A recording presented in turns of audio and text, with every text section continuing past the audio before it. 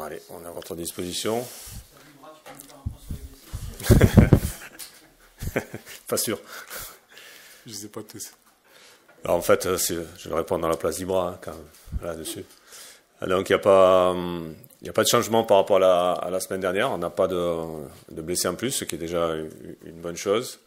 On a toujours Kafi qui est suspendu, bien sûr. Et on ne note pas non plus de retour particulier sur ce match-là. Il y a des évolutions positives, oui. Je pense qu'on a Mika Nadé qui avance bien dans son retour. Bon, après, il y a des garçons qui poursuivent normalement, comme Yvan Masson qui est sur Clairefontaine, hein, qui suit son traitement.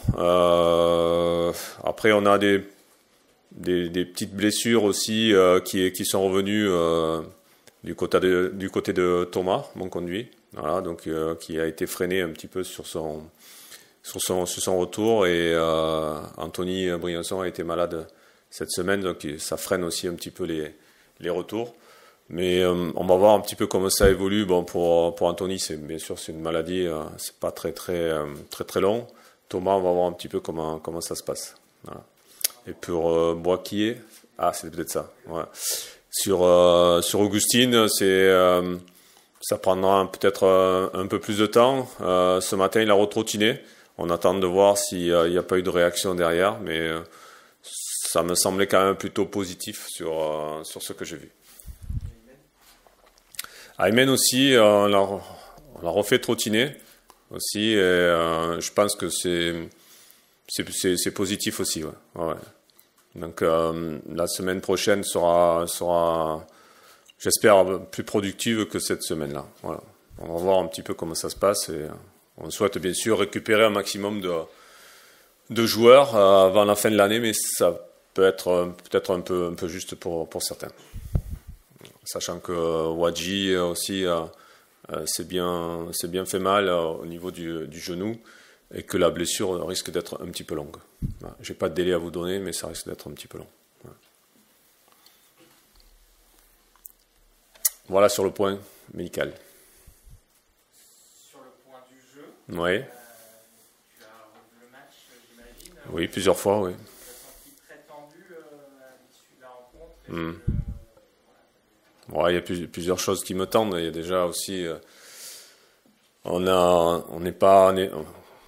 va pas polémiquer, mais on n'est pas trop gâté, effectivement. J'ai vu qu'on était champion d'Europe des pénaltys, donc certainement beaucoup de notre faute, mais aussi on n'est pas épargné, je trouve. Voilà, on n'est pas épargné par certaines décisions arbitrales qui sont quand même assez dures. Voilà, déjà ça peut un peu irriter, même si je suis conscient que voilà, on peut aussi siffler ce genre de pénalty, mais enfin il faut aller le chercher quand même. Ce qui nous aide pas dans cette période-là, quoi. Voilà. Après, on est toujours irrité après les matchs quand on gagne pas.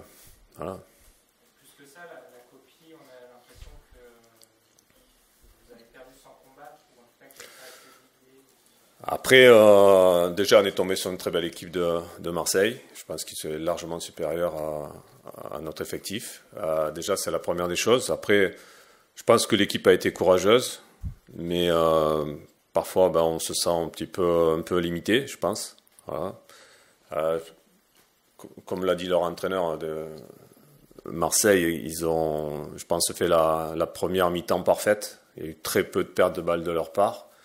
On a eu du mal à récupérer le ballon, donc elle a beaucoup couru. On s'est beaucoup dépensé. Ce qui m'ennuie, moi, après dans le jeu, c'est quand on récupère le ballon, on doit avoir beaucoup plus de maîtrise technique, pour pouvoir le conserver, même si on est tombé sur une équipe qui était en contre-pressing très agressive. Mais on doit monter le curseur là-dessus. C'est-à-dire que nous aussi, on doit être capable de garder le ballon et de faire mal à l'adversaire. Donc techniquement, on n'a pas été à la hauteur sur ce match, c'est vrai. On y travaille beaucoup. Ça doit rentrer. Ces matchs-là sont difficiles. Mais on doit accélérer, en fait, c'est ce que je vous ai dit après le match, on doit accélérer notre formation là-dessus. Voilà. Donc ces expériences-là doivent nous servir très rapidement, parce qu'on doit engranger des points. Et même si on est dans une période difficile parce que on n'a pas trop, l'effectif est un petit peu amoindri, on doit pouvoir faire mieux que ça, effectivement. Donc ça aussi, c'est quelque chose qui me tient à cœur. On doit arriver à progresser constamment. Et parfois c'est difficile. Donc il y a beaucoup de frustration pour les joueurs et pour le staff.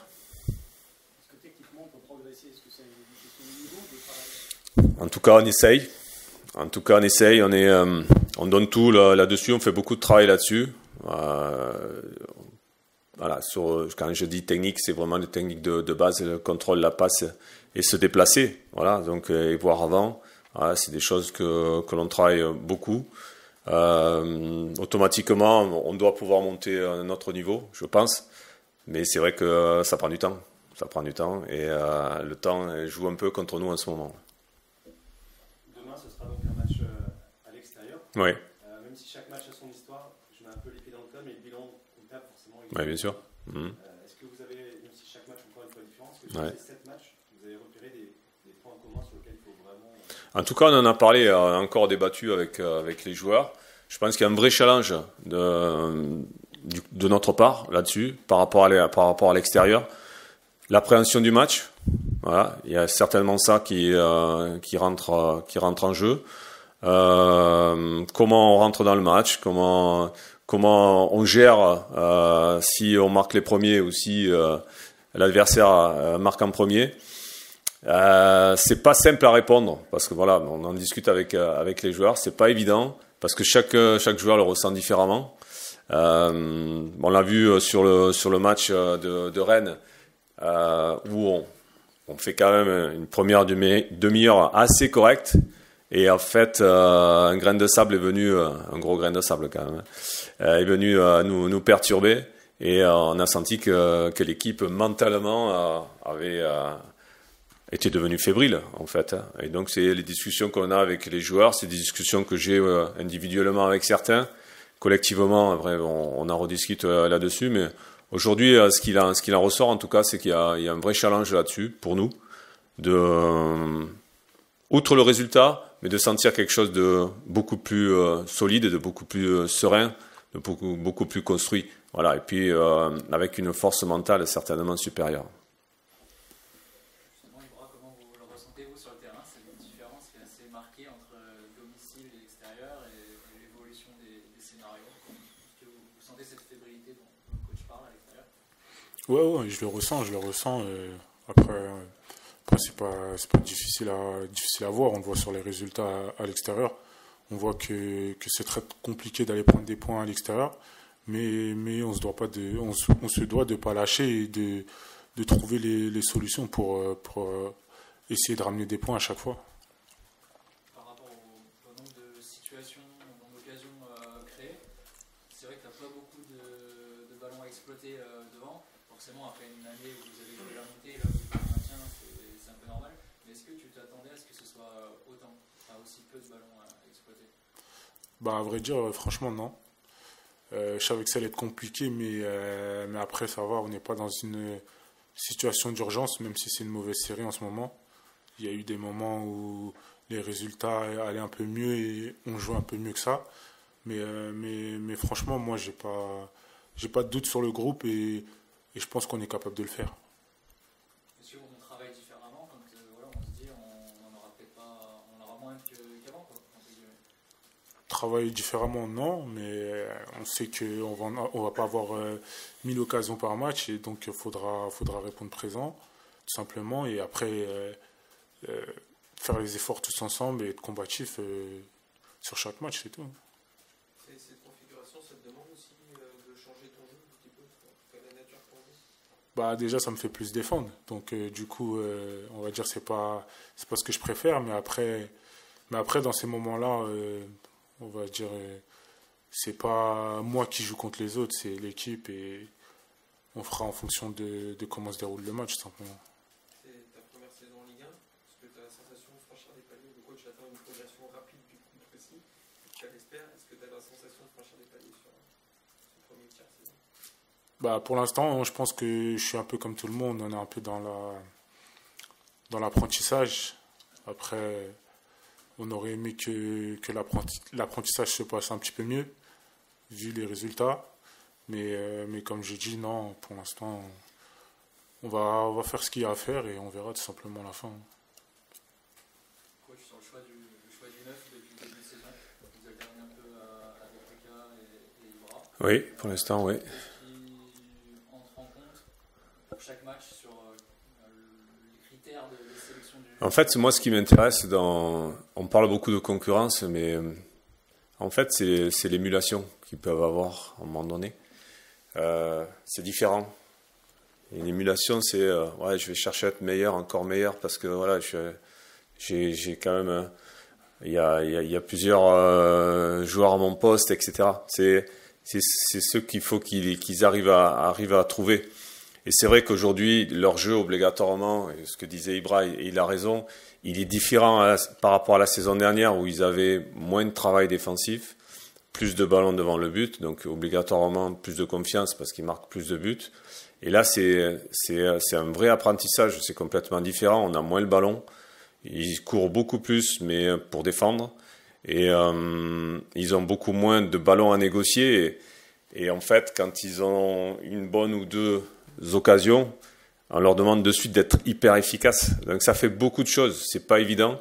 Donc, et pour répondre à ta question, à un moment donné, je pense que ils ont des états de forme différents, peut-être dû à la fatigue aussi, par rapport à un match, par rapport à un autre. Des fois, je sens qu'ils seront plus découragés parce qu'ils n'ont pas eu trop de ballons, ils sont un peu dans la frustration.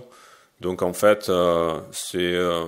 pour moi, c'est deux joueurs qui ont à peu près le même niveau, même si c'est pas du tout le même jeu. Donc ça varie aussi dans mes choix par rapport à l'adversaire et par rapport à ce que j'ai vu dans la semaine. Qu'est-ce que tu leur demandes de différent quand tu alignes l'un ou l'autre? Ça dépend. Des fois, on peut demander plus de profondeur. Peut-être on demande à Ibra des fois de plus caler des ballons. C'est surtout ça en fait qu'on regarde. Donc après, il y a des choix qui sont faits par rapport à ce qu'on a vu de l'adversaire aussi. Savoir si on a besoin de plus de profondeur ou si on a besoin comme je dis, de caler un peu plus les ballons ou de dévier les ballons de la tête. Voilà. Donc c'est des choix qui sont faits chaque semaine. Mais le fait d'avoir cette émulation là, en fait, je pense que ça les oblige aussi à être meilleurs, à chercher toujours à être plus forts. Pour parler de Lucas, comment tu vois son évolution Lucas est beaucoup plus jeune, mais aussi il est en découverte. Hein. C'est la même découverte. Donc celui, c'est notre championnat. Donc Lucas, je pense qu'il évolue dans le bon sens. Il a été un petit peu gêné aussi par quelques blessures.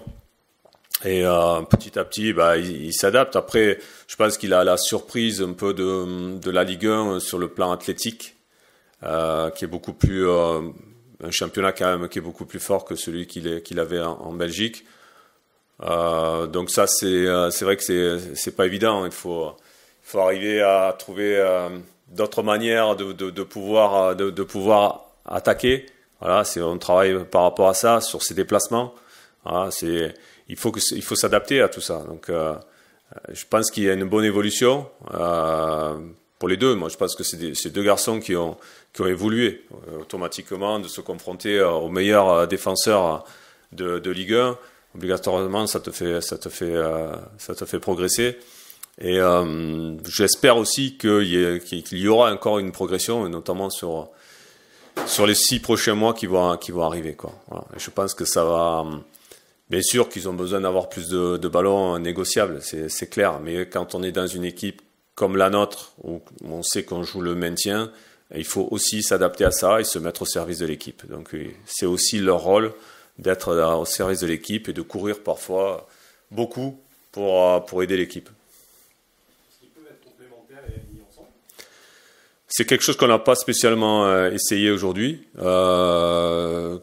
Aligner deux joueurs... il me faudrait, là où ça serait beaucoup plus simple pour moi, c'est que s'il y en a un qui soit vraiment de profondeur et un autre beaucoup plus d'appui.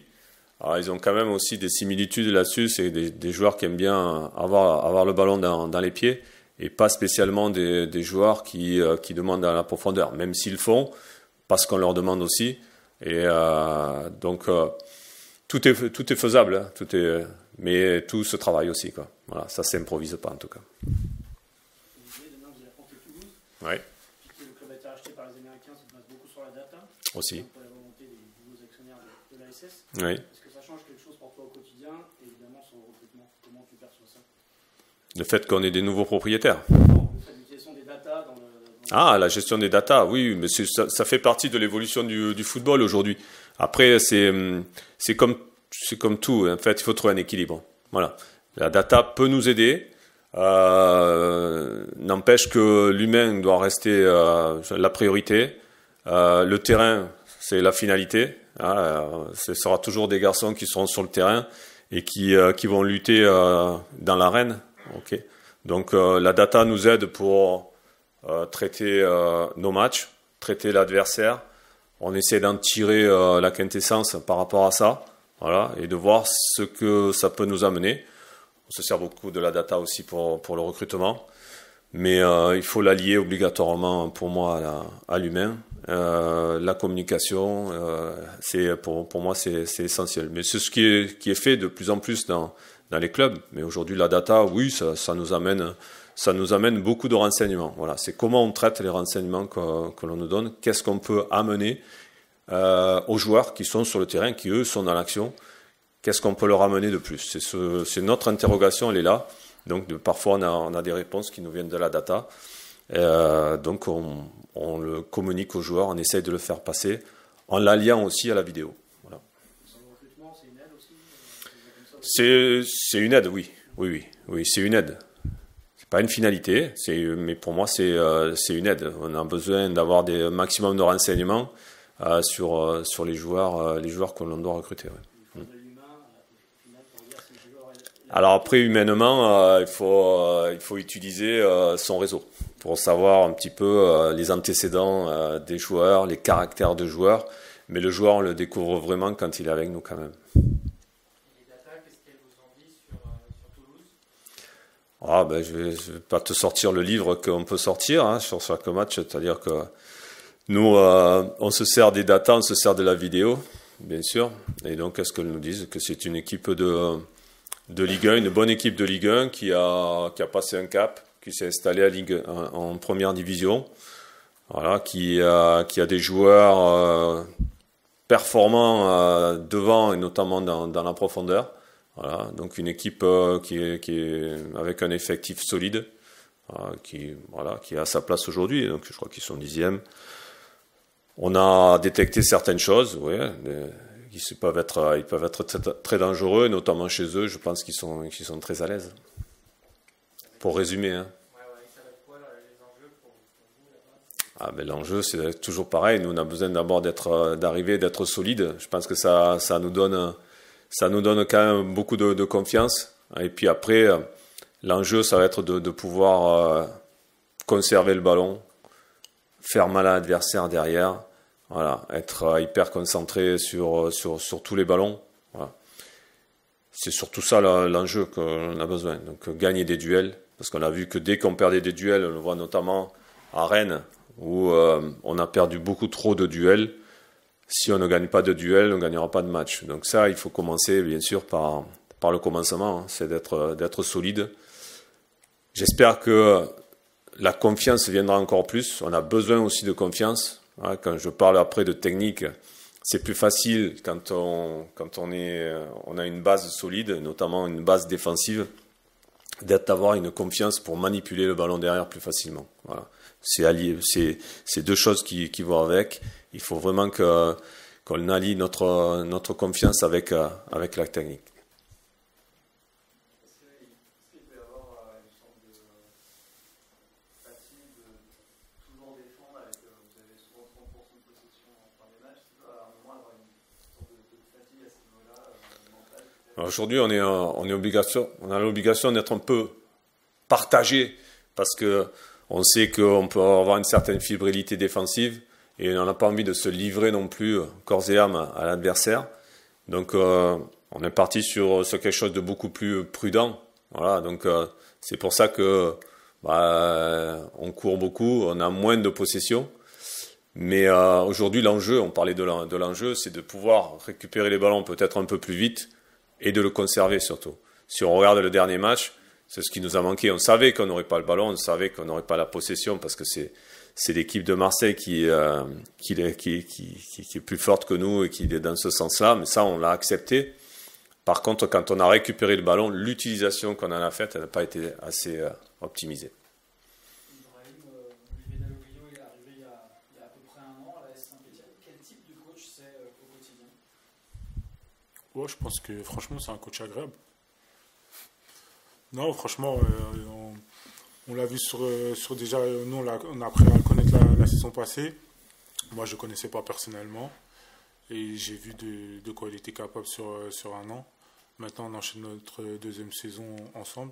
Ça se passe super bien. Donc, Personnellement, qu'est-ce qu'il t'a apporté, que ce soit lui ou ce staff? je pense qu'ils m'ont apporté déjà la Ligue 1. Du plaisir dans comment aider une équipe. C'est pas un coach qui me donne des limites, franchement. Donc, je suis assez libre sur ça. Donc, franchement, je pense être épanoui avec ce genre de coach. 8 titularisations, 14 matchs, tu es un des seuls à avoir tout joué dans cet effectif. Comment tu juges tes premiers mois en Ligue 1? Je dirais compliqué. Je pense que j'ai pas montré toutes mes capacités, encore à ce niveau-là. Et je pense que je peux faire beaucoup mieux. Olivier, petite question hors AS Saint-Etienne, que tu connais bien, qui a encore gagné en Ligue des Champions hier. Quel regard tu portes sur le parcours du Stade Brestois depuis le début de la saison, surtout leur campagne en Ligue des Champions? C'est complètement extraordinaire ce qu'ils font. Je connais bien le staff qui est en place parce qu'on a travaillé ensemble pendant 2 saisons. Je connais un petit peu Éric Roy, le directeur sportif, le président, etc. Non, mais c'est extraordinaire. Ce qu'ils arrivent à faire est magnifique et je pense qu'ils arrivent à se transcender dans certains moments. Ils savent qu'ils vont avoir une saison difficile parce qu'après, il faut enchaîner sur le championnat. On voit cette semaine, ils ont joué là en Coupe d'Europe et ils vont au bout d'eux-mêmes. C'est extraordinaire. Mais après, il faut enchaîner sur le championnat. Mais en fait, ils travaillent assez tranquillement, quoi. Voilà, ils savent qu'ils n'ont pas spécialement de pression. Je pense que ça, pour les joueurs, pour le staff aussi, ça c'est un avantage, quoi. Donc ils savent que voilà, s'ils réussissent pas en Coupe d'Europe, en fait, quelque part, c'est logique. En fait, c'est pour ça qu'ils réussissent, parce qu'en fait, ils ont cette liberté, de mentale et de jeu, ils se mettent dans le jeu. Et puis, je pense que c'est un groupe qui s'entend très bien, qui joue depuis quelques années ensemble. Il y avait quelques joueurs que j'ai eus, qui sont les tauliers aujourd'hui. Et on a besoin aussi, quand on a une équipe comme ça, d'avoir quelques tauliers qui jouent presque tous les matchs et qui cadrent le vestiaire. Donc, ils sont arrivés à un certain équilibre. Franchement, c'est bien. Les recrues qui sont venus, des garçons comme Ajorc et tout, amènent un plus. Donc, moi, je suis très admiratif de ce qu'ils font. Dès qu'on a l'occasion avec mon staff, on les félicite, sauf quand ils jouent contre nous.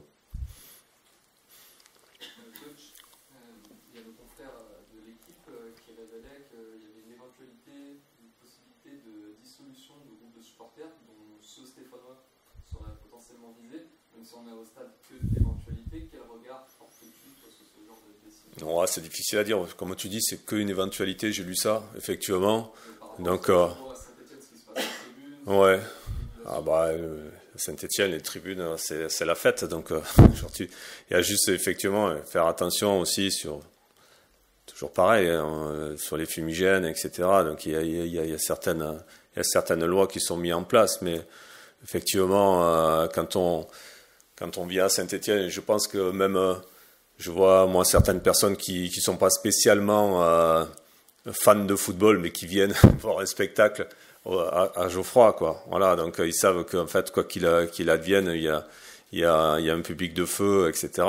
Il faut le conserver, quoi. Je pense que le football, c'est dans les stades, c'est ce qu'on voit, quoi. Après, c'est tous les débordements voilà, on ne peut pas être pour les débordements. Voilà, les débordements, la violence, c'est pas non plus ce qu'il faut montrer aux jeunes, parce qu'en fait ici il y a quand même c'est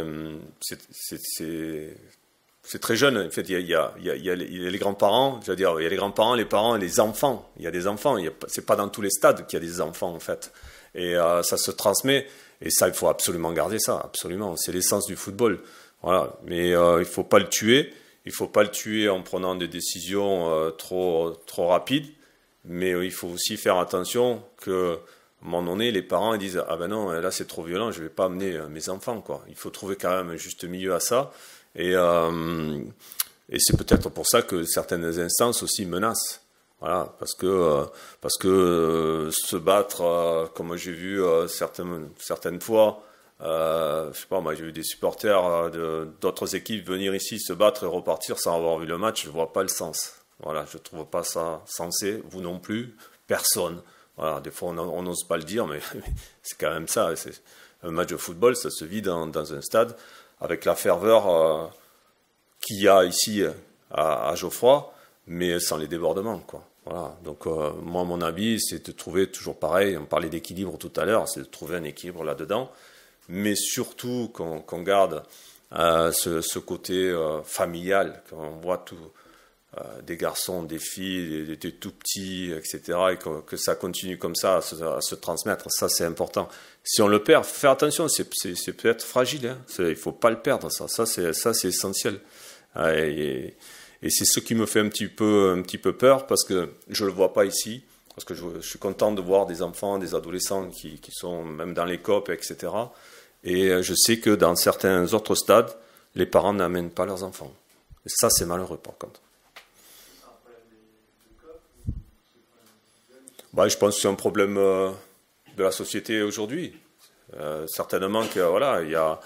Et puis après, il faut savoir sanctionner quand il faut sanctionner, mais sanctionner peut-être individuellement. Peut-être voilà, il y a toujours des personnes qui vont emmerder les autres, quoi. Voilà, mais c'est souvent 3%, 5%. Mais il faut pas laisser ces personnes nous tuer le football. C'est important. Ces personnes-là, si on doit sanctionner des personnes, on les sanctionne individuellement. Voilà, je sais que c'est difficile, on a déjà parlé plein de fois, notamment les gens de la sécurité, etc. C'est pas évident, mais il faut arriver à ça, quoi. Voilà.